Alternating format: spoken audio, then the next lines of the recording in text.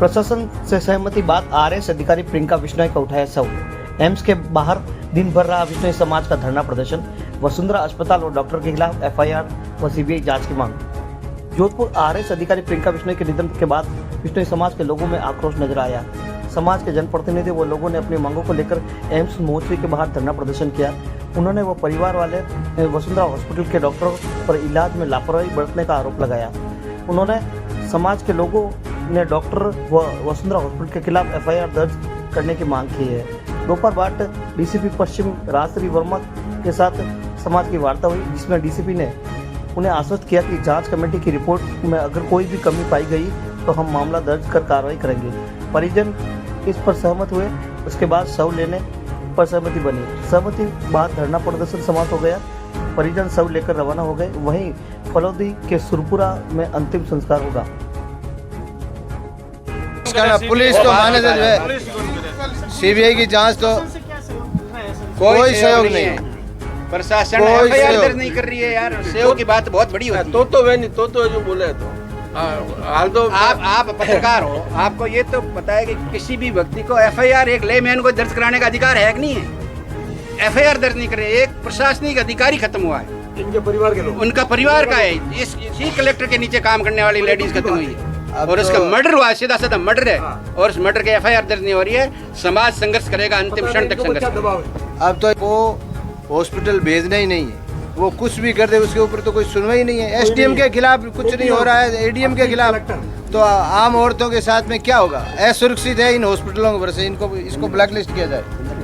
नोई जो हमारे यहाँ की पेशेंट थी इनफर्टिलिटी ट्रीटमेंट के लिए, उनके यूट्रस में एक मायोमा गांठ थी, जिसके लिए उनको दूरबीन सर्जरी के लिए 5 तारीख को हमने एडमिट किया था। 5 को दिन में उनकी सर्जरी हो गई थी। पेशेंट सर्जरी के बाद रूम में शिफ्ट, वार्ड में शिफ्ट हो गया था। पहले 8 बजे तक वो पोस्ट ऑपरेटिव वार्ड में बिल्कुल कंफर्टेबल रही। पैरामीटर सारे नॉर्मल रहे, कोई ब्लीडिंग की भी नहीं था, कोई ब्लीडिंग नहीं थी यूट्रस की। अल्टीमेटली पेशेंट को 8 बजे हमने रूम में शिफ्ट कर दिया था। 10 बजे पेशेंट के पैरामीटर्स भी नॉर्मल थे। पेशेंट को ओरली भी अलाउ कर दिया था और ये था कि सुबह एक बार देख के पेशेंट डिस्चार्ज हो सकता है।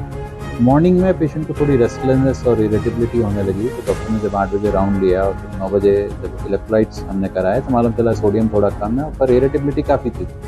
तो वो देख के पेशेंट को हमने आईसीयू में शिफ्ट किया मैनेजमेंट के लिए। तब तक एनेस्थेटिस्ट जिन्होंने ओटी में भी काम किया था, डॉक्टर जितेंद्र, वो भी आ गए थे। फिजिशियन डॉक्टर अनिल भी थे। उन दोनों ने मिलकर ही तय किया कि आईसीयू में इनको बेटर मैनेज कर सकते हैं। पर कांस्टेंट इरिटेबिलिटी, अनरेस्टफुल जो पेशेंट था वो बना रहा और पैरामीटर्स हम लोगों ने मैनेज करने की कोशिश की डोपामिन से, नोरेट से। पेशेंट काफ़ी स्टेबल रहा पर इरिटेबिलिटी कांस्टेंट बनी रही। फिर न्यूरो फिजिशियन को भी दिखाया तो कांस्टेंट वो इरिटेबिलिटी का कोई डायरेक्ट कारण उस समय तक समझ में नहीं आ पा रहा था हमको। कार्डियोलॉजिस्ट ने भी देखा, इकोकार्डियोग्राफी भी की, कोई मेजर कारण वहाँ पे भी नहीं मिला। एब्डोमिनल स्कैन भी कराया आईसीयू में, वहाँ पे भी हमें कोई ऐसा मेजर कारण नज़र नहीं आया ब्लीडिंग का या कोई पोस्ट ऑपरेटिव कॉम्प्लिकेशंस का।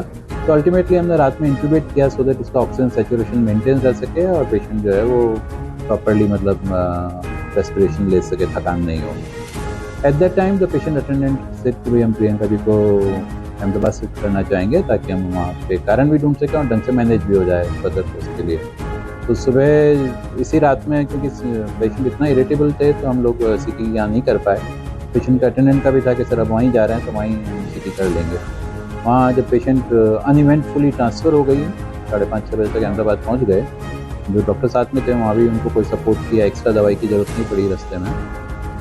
जाने के बाद जब वहाँ सीटी स्कैन हुआ तो मालूम चला कि पेशेंट को जो है ब्रेन में एक एवी मेल्फॉर्मेशन था फ्रंटल लोब में जो ब्लीड हुआ है और वो इस पूरी मोर्टलिटी या इस सारी कॉन्सिक्वेंसेज या कॉम्प्लिकेशंस के लिए मोस्टली रिस्पॉन्सिबल है।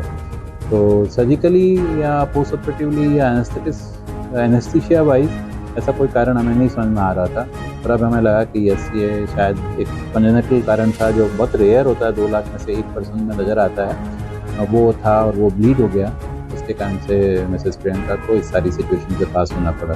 बहुत ही अनफॉरगेटेबल और ट्रेजिक इवेंट है हमारे लिए भी और परिवार के लिए भी कि पेशेंट को इस तरह की फेज से निकलना पड़ा।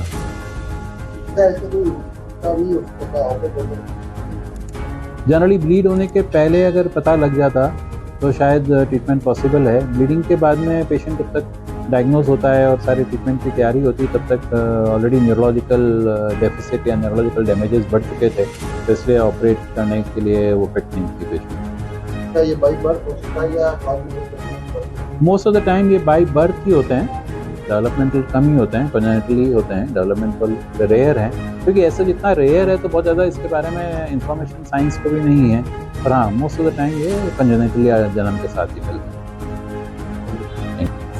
प्रियंका बिश्नोई जो आरएस ऑफिसर हैं, उनके परिजनों की तरफ से हमारे को एक शिकायत प्राप्त हुई थी।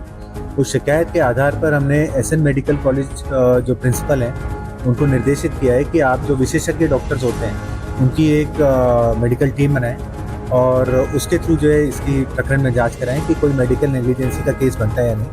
उनको हमने 3 दिवस का टाइम दिया है कमेटी को रिपोर्ट सबमिट करने के लिए, तो 3 दिवस जो है कल कंप्लीट होंगे, तो तब हमारे को ये रिपोर्ट मिलेगी। उसके अनुरूप ये रिपोर्ट के अंदर जो आता है तदनुसार आगे की कार्रवाई की जाएगी। सर, प्रियंका जी का क्या स्थिति है, कोई आपके पास सूचना आई? देखिए, किसी की पर्सनल ये क्या है कि एक्चुअली पर्सनल किस्म की इन्फॉर्मेशन हो गई, किसी की जो चिकित्सकीय कंडीशन है, तो किसी की पर्सनल इन्फॉर्मेशन तो मैं डाइवर्ज नहीं कर सकता, ये तो आप उनके परिजनों से ही एक्चुअली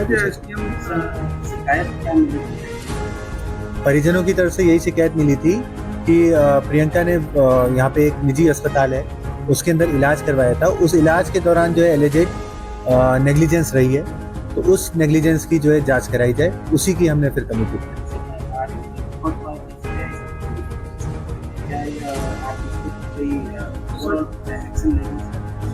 डेफिनेटली इसके अंदर क्या होता है, बेसिकली जो अपना लीगल प्रोविजंस होते हैं, वो लीगल प्रोविजंस ये होते हैं कि जैसे कोई परिजन आपके या तो पुलिस में परिवार दें या फिर हमारे को दें, तो आजकल क्या है कि पहले एक मेडिकल कमेटी अपने को बनानी होती है, जो विशेषज्ञ चिकित्सक होते हैं उनकी रिपोर्ट के आधार पर ही आगे की लीगल कार्रवाई होती है।